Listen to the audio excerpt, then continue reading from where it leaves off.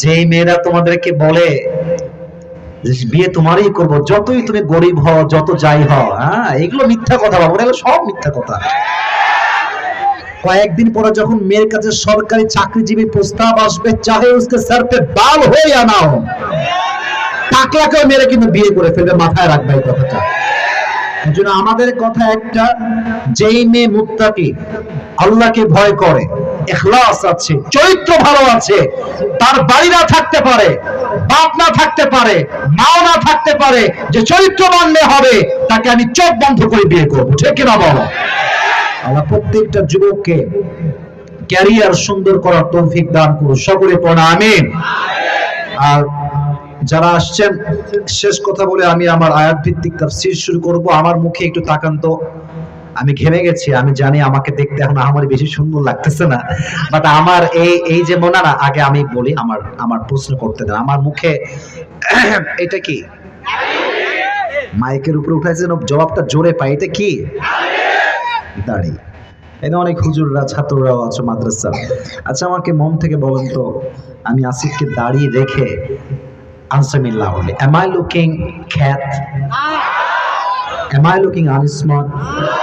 Am I looking backdated? No. আমার বিশ্বাস যে মুরব্বীর মুখে দাড়ি আছে, যে যুবকের মুখে দাড়ি আছে, সে শুধুমাত্র পুরুষ নয়, সে একজন সিংহ পুরুষ। এখন কথা হচ্ছে, হুজুর আপনি দাড়ির কথা কেন বলছেন? দাড়ির কথা এই জন্য বলছি যে আজকে আমরা একটা নিয়ত করে ওয়াজ শুরু করব, যে আজ থেকে আমরা দাড়ি আর কাটবো না। জোরে বলেন ইনশাআল্লাহ। দাড়ি রাখলে একটা বিষয় মাথায় রাখবা, মারাত্মক গরম রে বাবা রে বাবা। আচ্ছা, একটু দুঃখিত, গ্যাপ নিলাম, একটু পেছন রাখতে হবে। পেছনে রাখার কেউ আছে? রেখে দেন, প্রচন্ড গরম, এত গরম সহ্য করা যায় না। দাড়ি রাখলে একটা লাভ হবে, চরিত্রহীন সব মেয়েগুলো তোমার থেকে 14 হাত দূরে দূরে পালিয়ে যাবে। আর দাড়ি রাখলে তোমাকে সেই মেয়ে বিয়ে করবে যে ইসলামকে, কোরআনকে মন থেকে ভালোবাসে, ঠিক কিনা বলো? এখন কোন মেয়ে যদি তোমাকে দাড়ির জন্য পছন্দ না করে, তাকে একটা স্ট্রেট ফরওয়ার্ড কথা বলবা, এটা আমি আসিফ আজকে টাঙ্গাইলের ভুয়াপুরের মাটিতে শিখাই দিয়ে গেলাম, এটা বলবা তাকে। কারণ সব জায়গায় চুপ থাকলে বোবা শয়তান তুমি হয়ে যাবা, মাঝে মাঝে সিংহের মতো গর্জনে প্রতিবাদ তোমাকে করতে হবে, ঠিক কিনা বলো? তো যেই মেয়ে তোমাকে দাড়ি দেখে বলবে যে না, I dislike you, I just hate you because you have the beard, the sunnah of last messenger Muhammad sallallahu alayhi wasallam, দাড়ির জন্য তোমাকে পছন্দ হচ্ছে না, তুমি বলবা ও আচ্ছা, দাড়ির জন্য পছন্দ হচ্ছে না আপু, মারহাবা, মাশাআল্লাহ, यार ये तो बहुत ही अच्छी बात है। তবে হ্যাঁ, আপনার জন্য আমার একটা প্রস্তাব আছে। যেহেতু আপনার আমাকে দাড়ির জন্য পছন্দ না, তো আপু আমার মনে হয়, আমি তো টাঙ্গাইলের ছেলে, আমি কথা যা বলি স্ট্রেট ফরওয়ার্ড কথা বলি। আমি আমার কথা হচ্ছে, যেহেতু আপনার দাড়িওয়ালা পছন্দ না, তো আমার মনে হয় আপনার জন্য best, perfect and better option হবে বিটিএস এর হিজরা, এছাড়া আর কোনো অপশন আমার কাছে নেই। তাহলে আপনার জন্য বেটার অপশন, এটা আমার মনে হয়। কারণ যেই মেয়ে দাড়ির জন্য পুরুষকে পছন্দ করে না, সে মেয়ে প্রকৃতপক্ষের মুসলিমা কখনো হতে পারে না, ঠিক কিনা বলো? এই জন্য কোন মেয়ে দাড়ির জন্য অপছন্দ করলে প্যারা নেওয়ার কোনো দরকার নেই। আরে আমার কথা স্পষ্ট, যে আমাকে দাড়ির জন্য বিয়ে করবে না, সে তো আমার বউ হওয়ার কোনো যোগ্যতাই রাখে না। আল্লাহ প্রত্যেকটা যুবককে দাড়িওয়ালা যুবক হওয়ার তৌফিক দান করুন, সকলে পড়া আমিন। তো আমি আগে একটা ইঙ্গিত দিয়েছিলাম, আজকের ওয়াজ যে শুনবে তার মনের জ্বালা কষ্ট দূর করে দিবে একজন, আওয়াজ দিয়ে বলেন তিনি কে? আমি কিছু প্রশ্ন করছি, জবাব দিবেন। এখানে আমরা যুবকও আছি, মুরব্বীও আছি, আনম্যারিড আছি, ম্যারিডরাও আছি। আমাদের সকলের জীবনে একটা কষ্ট, দুঃখ আছে না নাই? আপনারা এখনো কথা বলছেন না? আবার everyone please answer me loudly, দুঃখ কষ্ট আছে না নাই? আছে। আমাদের জীবনে অনেক রকম অভিযোগ আছে না নাই? দেখেন, এই পৃথিবীতে সফলতা অর্জনের সবচাইতে বড় মাধ্যম হচ্ছে সবর তথা ধৈর্য। সবর তথা ধৈর্য। আজকে সংক্ষিপ্ত সময়ে কোরআন থেকে আমরা যে বিষয়ে তাফসীর শুনবো এটার নাম হচ্ছে সবর বা ধৈর্য। এবং আমি আমার আলোচনার শুরুতে একটা অ্যানাউন্সমেন্ট দিচ্ছি, বহুদিন যাবত পুরস্কার দেওয়া হয় না, তো দেখি টাকা পয়সা আসলে আছে কিনা নাকি নাই। বেশি একটা নাই, পকেটে আরো কিছু টাকা আছে, সমস্যা নাই। তো যারা আমার ওয়াজটা আজকে মনোযোগ দিয়ে শুনে শেষে গিয়ে পয়েন্টগুলো মুখস্থ বলতে পারবেন, তার জন্য আমার পক্ষ থেকে একটা স্পেশাল পুরস্কার থাকবে। রাজি আছেন? তাহলে এবার সকলে আপনাদের বুকে হাত রাখেন। Everyone please put your hand on your heart, বুকে।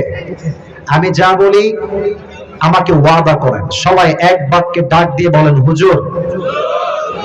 টাঙ্গাইলের সন্তানদের আওয়াজ তো কাপুরুষের মতো নয়, বীর পুরুষের মতো হওয়া লাগবে, ঠিক কিনা বলো?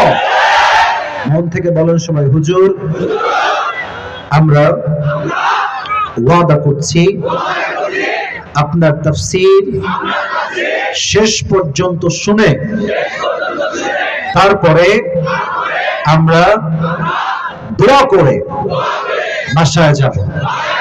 এই হাত তুলে সকলেই বলেন ইনশাআল্লাহ। এবার হাত নামান, এটা চালাকি করলাম নাকি? দেখা যাক এবার কে ওঠে। আমার আগের যিনি বক্তা ছিলেন তিনি একটা হাদিস বলেছেন, আমি হাদিসটা আবারও রিপিট করছি, লা ঈমানা লাহ লিমান লা আমানা লাহ। যার কথা ঠিক নাই তার ঈমানের ঠিক নাই। এখন আপনি আপনার ঈমানকে ঠিক রাখবেন কি রাখবেন না, the decision is totally yours, সিদ্ধান্ত আপনার। ঈমানটা ঠিক আজকে আমরা সবাই রাখবো তো ইনশাআল্লাহ? তাহলে আসুন আমাকে জবাব দিবেন সকলেই মন খুলে। আজকে আলোচনার মূল বিষয়বস্তুর নাম কি? ধৈর্য। বলেন সবাই, এটার নাম কি? সবর হচ্ছে, দিস ইজ অ্যারাবিক ওয়ার্ড, আরবি শব্দ। এর বাংলা হচ্ছে ধৈর্য। ইংরেজিতে ধৈর্যকে বলা হয় পেশেন্স, এটাকে বলা হয় ইংরেজিতে ধৈর্য। আজকে আমরা ধৈর্য নিয়ে কথা বলবো। মাথায় রাখবেন, ধৈর্য এটা এমন একটা গুণ যেটা যেই ব্যক্তি জীবনে ধারণ করেছে সে কখনো পরাজিত হয় নাই। ধৈর্য এমন একটা গুণ যে গুণকে আল্লাহ তাআলা এমন এক তীর বানিয়েছেন যে তীর কখনো তার লক্ষ্য ভ্রষ্ট হয় না। এমন একটি দুর্গ বানিয়েছেন যা কখনো ধ্বংস হয় না। ধৈর্য এবং সফলতা হচ্ছে দুইজন সহোদর ভাইয়ের মতো। যে ধৈর্যশীল হবে তার সফলতা দুনিয়ার কোনো মানুষ আটকে রাখতে পারবে না, ঠিক কিনা বলেন? আসুন ধৈর্য নিয়ে আল্লাহ কি বলেন আমরা জেনে নেই। আল্লাহ তাআলা বলছেন সূরাতুল বাকারা 153 নম্বর আয়াত। Allah says in this ayah, يا أيها الذين آمنوا استعينوا بالصبر والصلاة. O you who believed, seek help with patience and prayer. আল্লাহ তাআলা বলছেন, হে ঈমানদাররা, আল্লাহর কাছে সাহায্য চাও দুইটা জিনিস দিয়ে। এক, বিসবরি, ধৈর্যের দ্বারা। দুই, ওয়াসসালাত, নামাজ দ্বারা। বলেন তো কয়টা জিনিস পাইছি আমরা? আরো জোরে, কয়টা? এক হচ্ছে ধৈর্য, দুই হচ্ছে নামাজ। সেকেন্ড অংশ আয়াতের আল্লাহ তাআলা বলছেন, ইন্নাল্লাহা মা'আস Saverin. Indeed, Allah subhanahu wa ta'ala is with those who are patient. আল্লাহ বলছেন, আমি তাদের সাথেই আছি যাদের হৃদয়ে ধৈর্যের গুণ আছে। সুবহানাল্লাহ পড়বেন না আপনারা সবাই? যার হৃদয়ে ধৈর্যের গুণ আছে আল্লাহ তার সাথেই আছে। আরেকটি আয়াত, ইয়া আইয়ুহাল্লাযীনা আমানু ইসবিরু ওয়া সাবিরু ওয়া রাবিতু ওয়াত্তাকুল্লাহা লাআল্লাকুম তুফলিহুন।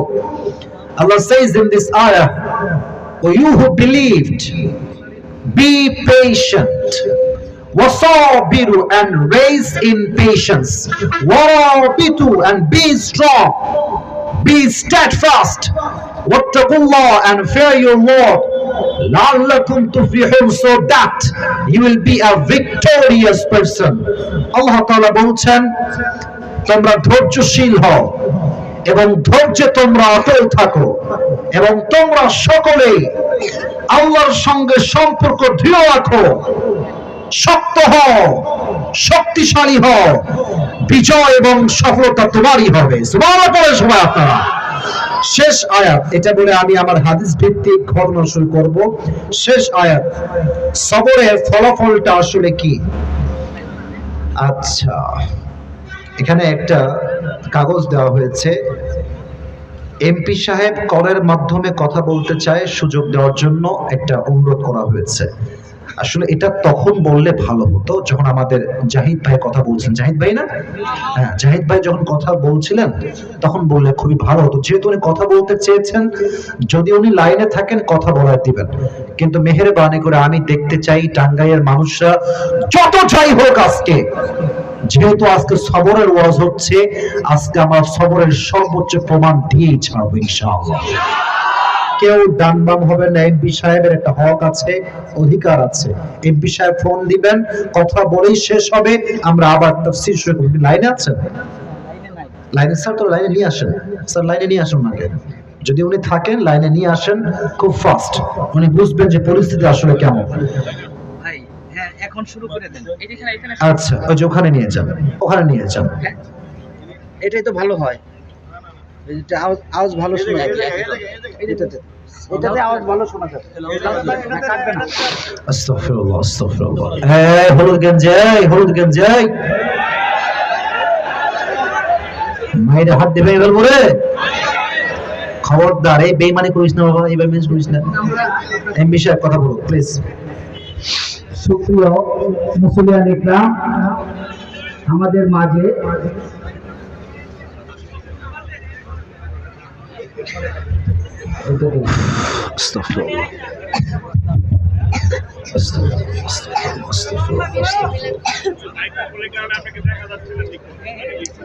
আচ্ছা আচ্ছা, ঠিক আছে, সমস্যা নেই, ওঠাও দেখা যাবে, সমস্যা নেই।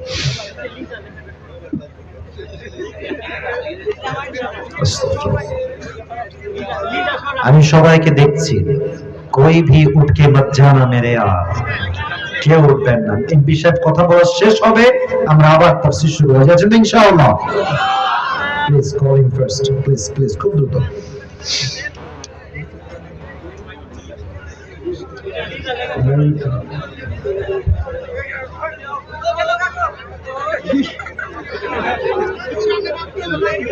না, কেমনে বক্তব্য দিব ভাই? শুরুতে বলছিলাম 40 মিনিট। আমাদের আজকের মাহফিলে প্রধান অতিথি এই ভুয়াপুরের গোপালপুরে গণমানুষের নেতা, আমাদের মাননীয় জাতীয় সংসদ, যার দুটি কথা শোনার জন্য আপনারা অধীর আগ্রহে বসে আছেন। আমরা একটু বিয়াদবি করলাম। আমাদের মাননীয় জাতীয় সংসদ জনাব তানভীর হাসান ছোটমণি এখন আপনাদের মাঝে বক্তব্য রাখবেন। জনাব তানভীর হাসান ছোটমণি, মাননীয় জাতীয় সংসদ সদস্য।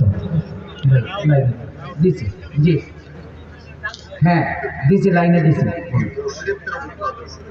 এটা এটা হচ্ছে যুব সমাজের উদ্যোগে শিয়ালকোট। না না, এটা যুব সমাজের উদ্যোগে শিয়ালকোট।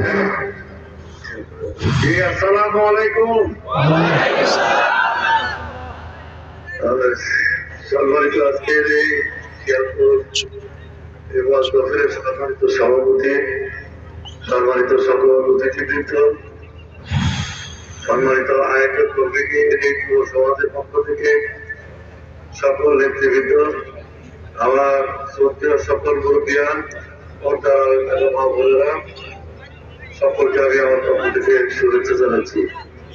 আজকে আমাদের মহান 21শে ফেব্রুয়ারি আমাদের ভাষা দিবস। এই দিবস উপলক্ষে সারা বাংলাদেশে আমাদের শহীদদের প্রতি শ্রদ্ধা জানিয়ে সারা বাংলাদেশে অনুষ্ঠান অনুষ্ঠিত হচ্ছে, যে কারণে আপনাদেরকে আমরা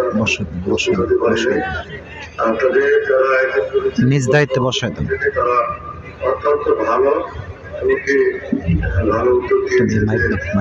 এই দফতরের মধ্য দিয়ে মানুষকে দিনের পথে আহ্বান করে মানুষের সঠিক পথে পরিচালিত হয়, এর জন্য তারা ব্যবস্থা করেছে বলে তাদেরকে ধন্যবাদ জানাই। আসলে আপনার আমি আরো ধন্যবাদ কৃতজ্ঞতা জানাই যে এই শিয়ালপুর ওয়ার্ড থেকে আমাকে বিপুল ভোটে নির্বাচনে ভোট দিয়ে নির্বাচিত করেছে, সেখানে সকল সর্বস্তরে ভোটারদের আমি কৃতজ্ঞতা জানাই।